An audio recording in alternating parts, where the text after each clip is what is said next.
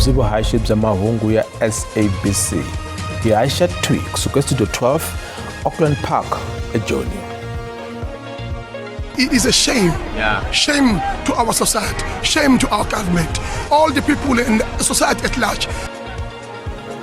Magidigidi wa vaaki va kombisa ku vilela eka Gompo, Eastern Cape, mayelana no vekiwa ka hosi ya maNigeria.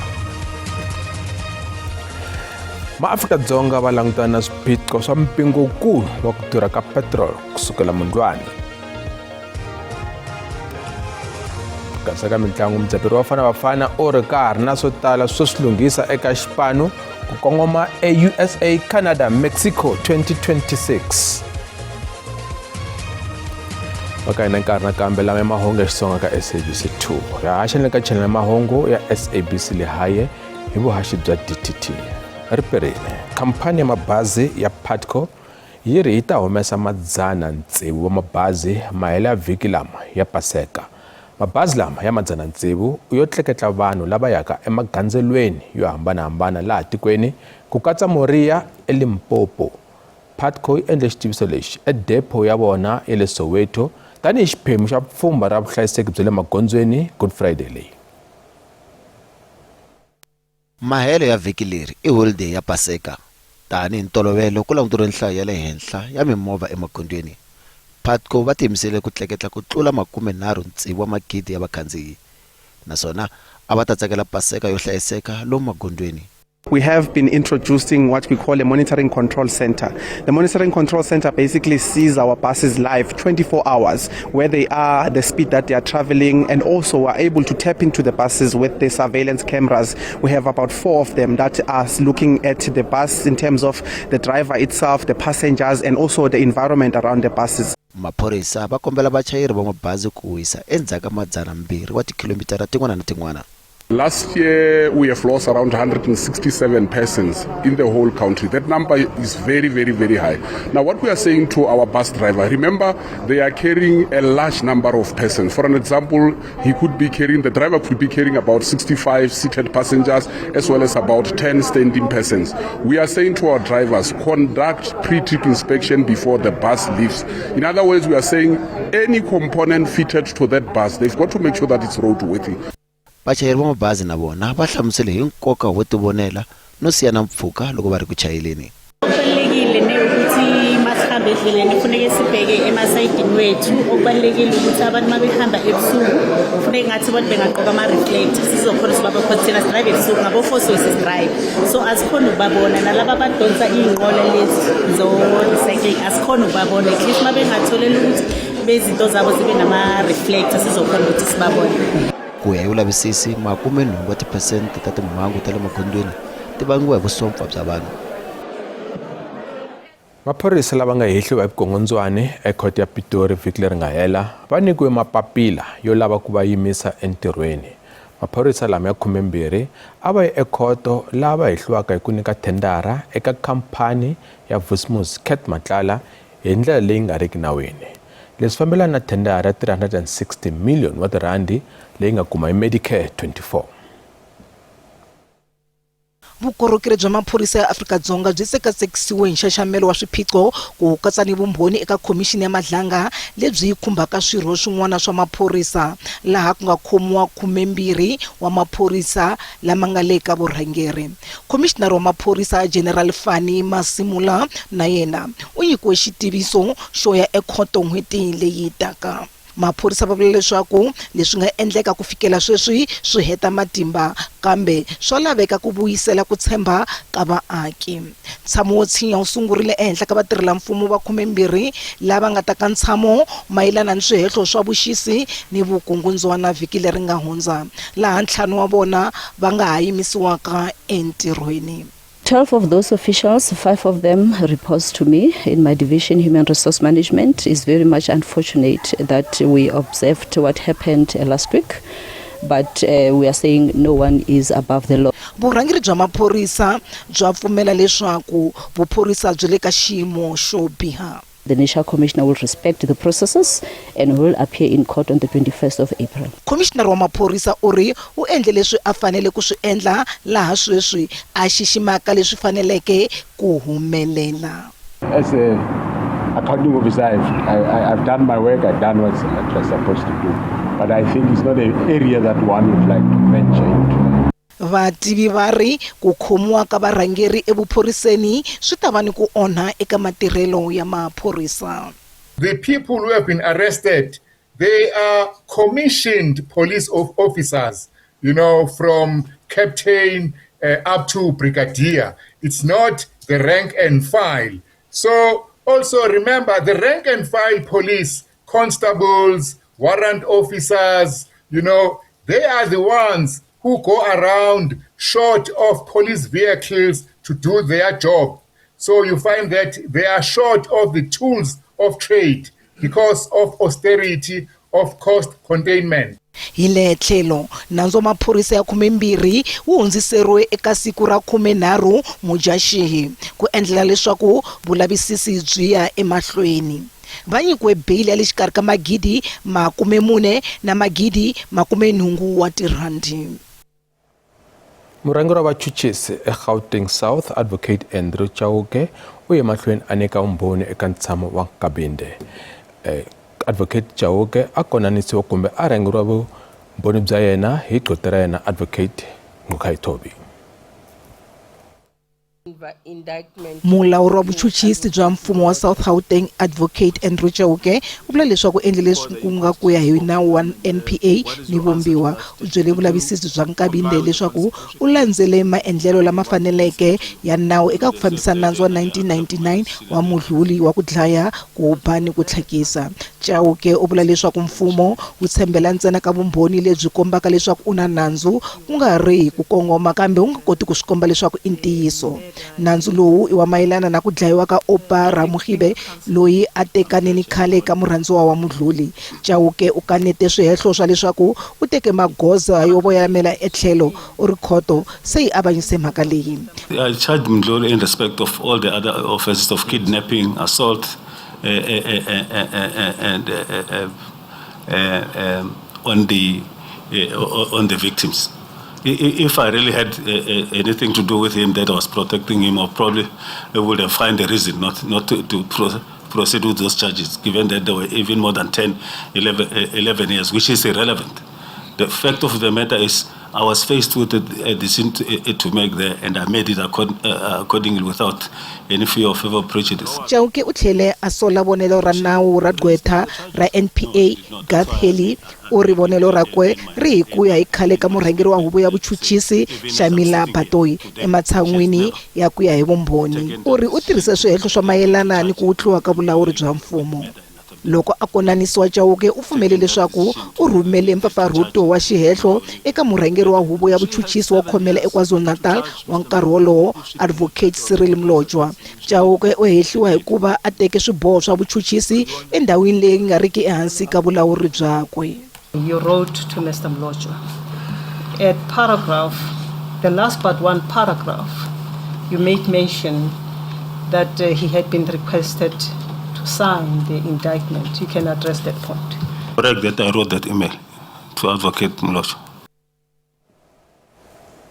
Xandla xa holobye wa mfumo miganga eEastern Cape Prince Benz Nxamashe u kombele leswaku ku va na kurhula eKukompo endzhaku ka machi yo kombisa ku vilela hi ku vekiwa ka hosi ya maNigeria exifundzeninkulu lexiya.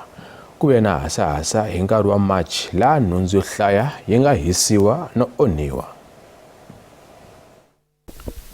Magidigidi ya va kombisa ku vilela va koxa leswaku vuhosi lebyi nga riki enawini bya hosi ya maNigeria Igwe Solomon Eziko wa rixaka ra Maipo ri herisiwa.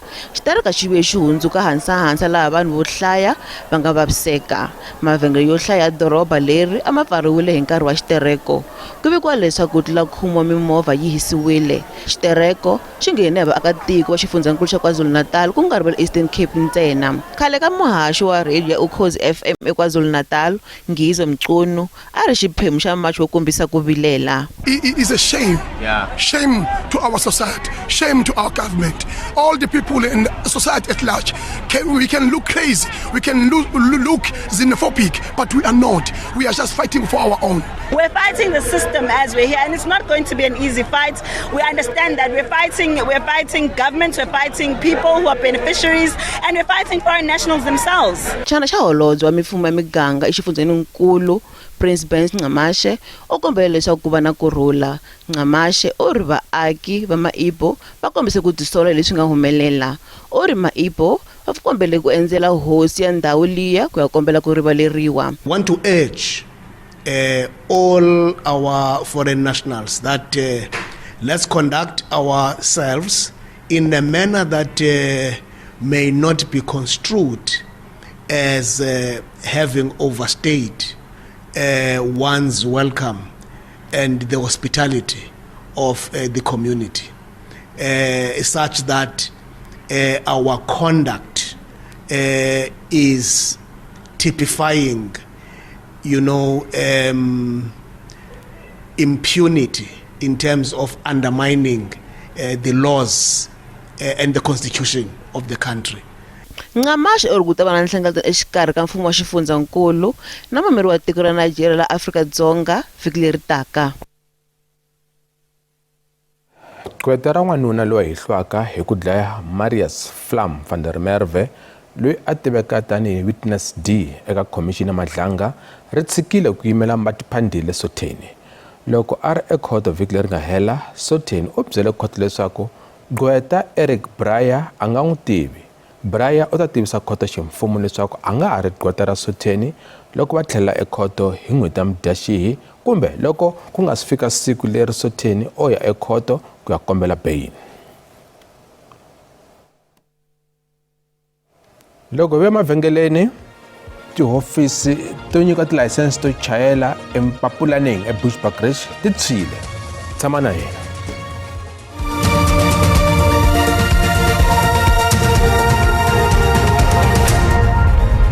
Yisa mahlweni mahungu eka SABC. Maphorisa eMpumalanga va le ku laviseni ka ku yisiwa ka tihofisi ta masipala wa Bushbuckridge. Ku tshwe tihofisi ta tilayisense to chayela ta le Mapulaneng hi Matakusha.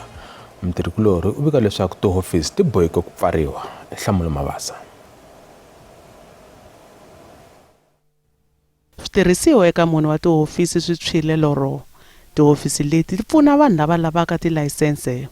Hi ku ya hi masipala wa Bushbuckridge, vulavisisi lebyi nga se tiyisisiwaka byi kombisa leswaku ku tirhisiwe bomo ya petrol ku yisa tihofisi letiya, kambe a ku nga ri na vuxokoxoko lebyi nga na nkoka hi nkarhi lowu mhangu nga humelela ha wona, naswona ku vavisekanga munhu. Kumbe mabodlelo la a ma ri na petrol leswi kombaka ku hakanene ku na munhu kumbe vanhu lava nga suka lava sukaka kona va ta va lava ku hisa swa ku va hisela yini ofisi leyi. Hi swo leswi hi kalaka hi nga swi tivi ene hi hleketa ku hi mhaka ku maphorisa na vona already va ve va fika va endla swilavisiso swa vona va ta kota ku hi pfuna hi ku vona ku ri kahle la ako vanhu lava a va lava yini kumbe a ku lava ku endleka yini. Hi swoswo leswi mhaxile leswi munhu a nga ta kota ku hlamusela swona. Vaaki va kombekile hi mhangu leyi. Tihofisi letiya ti pfuna kwalomu ku tlula 20 wa miganga ehansi ka masipala wa Bushbuckridge. Vaaki lava a va lava vukorhokeri va sindziseke ku tlhelela emakaya handle ko pfuneka tanihileswi tihofisi ti nga pfariwa swa nkarhinyana. A ndzi ta testa namuntlha ni nghena truckini testa se manje ni komi lava ku tihofisi a tirhi ti-thief ti nghenile votsotsi va nghenile se swilo leswi ni affecta ku swi ni vuyiseta ndzhaku maki like swa ni delay vhele or swa ni khomelela and then a ni yali na ri mtsongo but swa ni khomelela swilo leswi endlekaka laha sweswi. Ku psaka xo xitichi leswi hi affecta hi ku ma-client ya hehe namuntlha ma jikile mundzuku ma nge test hi wa vumune nako wa vunharhu nako va nge test ni hi wa vumune leswi hi nga swi tiveki na ku xi ta pfula rini.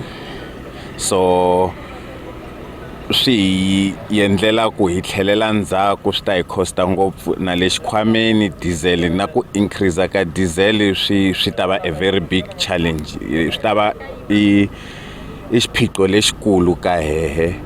Leyi i mhangu ya vunharhu hi lembe ra 2020 tihofisi leti hlayisaka vuxokoxoko bya swa timali ta masipala na library swi tshwile naswona na namuntlha na lowu a ku sikhomiwa munhu. Leswi swi nga hi humelela hi vona swi hi twisaka vava because swi ra vunharhu swo humelela ra ku sungula head office ya hina kokwala kusuhana ka finance section ku vetswa, ra vumbirhi ku tshwa library a Khonhuku, sweswi ku tshwa DLTC ya hina kokwala mapulaning. And a hi swi tivi ku reason ku nga va ku ri yini, mara na hi karhi na ku lavisisa hi tshemba leswaku hi ta va kuma vanhu lava nga ta va endle swo hambiloko swi va swi teka nkarhi hi na ku tshemba ku va ta kumeka. Maphorisa exifundzeninkulu xa Mpumalanga va ya emahlweni na vulavisisi. Nhlamulo Mabasa wa mahungu ya SABC eBushbuckridge. Nxavo wa petrol, diesel na man'wana mafurha u ta tlakusiwa wa vunharhu loko n'hweti yintshwa Dzivamisoko yi sungula. Petrol yi ta gonya hi ku tlula 5 rand hi litara, loko diesel yona yi ta ehenhla hi kwalomu ka 10 rand hi litara. Ro sungula nxavo wa mafurha wu ya ehenhla hi ndlela leyi eka malembe yo tala lama nga hundza. Leswi vangiwe hi ku tlakuka ka nxavo wa oil mbisi emisaveni hikwalaho ka nyimpi ya Amerika na Israel etikweni ra Iraq. Kasi xiyenge xa hina xa mahungu ya ikhonomi xi lulamisele xiviko lexi hlamuselaka leswi katsiwaka eka nxavo wa petrol na diesel. Nxavo lowu hakeriwaka tigaraji wu na swo tala ndzeni. Basic fuel price i nxavo wa mafurha ya xaviwa ematikweni mambe. Nxavo lowu i 50% kumbe hafu ya nxavo wa petrol kumbe diesel etigaraji laha Afrika-Dzonga. Nxavo lowu sweswi wu le ka 11.80 cent hi litara. General fuel levy i 4 rand ya xibalo lexi katsiwaka eka nxavo wa mafurha leyi yisiwaka eka nkwama wa tiko. Ku tlhela ku va na mali leyi katsiwaka eka nxavo wa mafurha leyi yisiwaka eka nkwama wa tinghozi ta le magondzweni, road accident fund. Eka litara yin'wana na yin'wana ya petrol kumbe diesel 2.18 yi yisiwa eka nkwama lowu.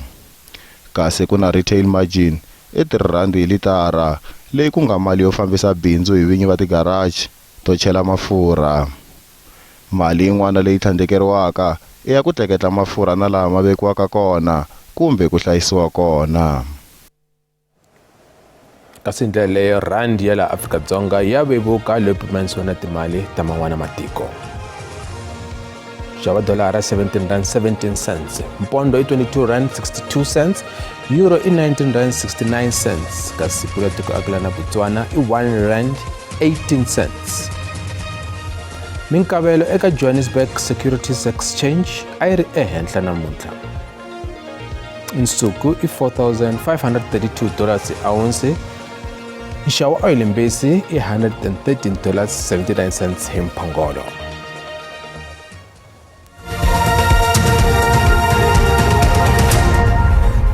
Kusale 73 wa masiku ku ya eka mphikizano wa World Cup, naswona mudzaberi wa Bafana Bafana Hugo Broos u ri karhi na swo hlaya swo swi lunghisa eka xipano xa Bafana Bafana. Bafana Bafana hi vona va pfulaka mphikizano na Mexico hi siku ra vu-11 Khotavuxika eMexico. Mundzuku xipano xa eka ntlangu wa vumbirhi na tiko ra Panama tani hi malunghiselo ya ku ya eUSA, Canada, Mexico. Ntlangu wa mundzuku ta va yi rivaleni ra le Cape Town, naswona mathikiti ya xavisiwe ya hela. Ku fana na le ka ntlangu lowu nga hundza eDurban, mudzaberi Hugo Broos u ri ntlangu eCape Town i wa nkoka eka ku tilulamisela. We take the game of tomorrow very seriously. We did a very good game on Friday, and we want to confirm that tomorrow again against a very good opponent. So I think we did the right choice to play against Panama 2 times. It was a good test already Friday, and again tomorrow I expect a tough opponent, a good opponent also. Mudzaberi u ri xipano xa ku xi na vuswikoti byo va nga endla xihlamariso eka khapu ya misava. Afrika-Dzonga ve le ka ntlawa A na Mexico leyi na yona yi rhurhelaka mphikizano. Eka ntlawa ku tlhela ku va na South Korea xikan'we na lava nga ta hlula eka play-off exikarhi ka Denmark na Czech Republic. I believe in that team already for years, and I still believe that we can do some surprises for people who think that we are not able to do that. This team is able to many things, but again we have to be on our best level, and when we are on our best level, this is a quality team, then we can make some surprises in the World Cup, and that is something what I want to do. But I don't have worries, not at all. Bruce u tlhele a ku kanakana loko a ri na kona endzhaku ko humesiwa eka AFCON eMorocco se ku fambile hikwalaho ka tlangelo ra xipano eDurban ra vuntlhanu. Leka hina hi mahungu lama mukhomelweni ka siku ra namuntlha endzhaku ka mavhengele tsitsi va loyi ta hitisela xipiko xa maxele hi khensa ku va mulangutisile Harperia.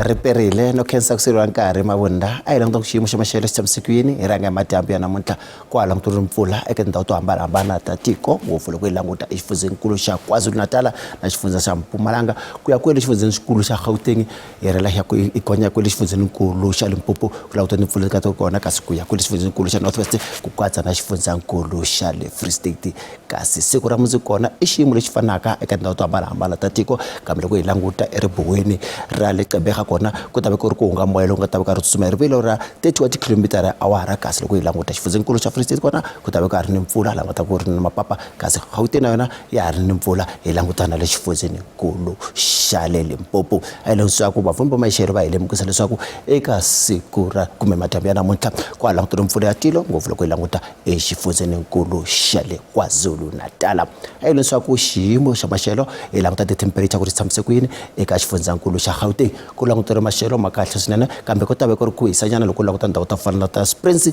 laha nga ta va i ri kwalomu ka 30 kasi loko languta Pretoria i ta va ka 17 ku ya ka 28 kasi Joni i ta va i ri ka 14 ku ya eka 27 ku languta xifundzeninkulu xa Limpopo kona loko hi languta ndhawu ta le Giyani Malamulele ku ta va karhi ku kufumerinyana loko languta va ri kwalomu ka 22 ku ya eka 28 Musina i ta va ri ka 21 ku ya eka 30 Lephalale i ta va ri ka 20 ku ya eka 30 kasi Mokopane yona i ta va i ri ka 17 ku ya eka 28 languta xifundzeninkulu xa Mpumalanga laha nga ta ku karhi ku nghenela timpfula eka ndhawu to hambanahambana Skukuza 22 ku ya ka 29 kasi languta eMalahleni 15 ku ya ka 25 kasi Carolina i ta va ri ka 14 ku ya eka 24 languta xifundzeninkulu xa le KwaZulu-Natal u nga langutela maxelo ma kahle swinene languta Ladysmith i ta va ri ka 16 ku ya ka 29 kasi languta Pietermaritzburg i ta va ri ka 17 ku ya eka 28 Durban i ta va ri ka 23 na yona ku ya kwela ka 28 languta xifundzeninkulu xa Eastern Cape u nga langutela maxelo mo hisa swinene loko languta ndhawu to fana Vukomani 15 ku ya ka 31 Mthathe ta va ri ka 17 ku ya ka 29 kasi ku languta exifundzeninkulu xa le Western kona nakona u nga langutela maxelo mo hisa loko languta ndhawu to fana vo George kona ta va ri ka 14 ku ya ka 26 kasi languta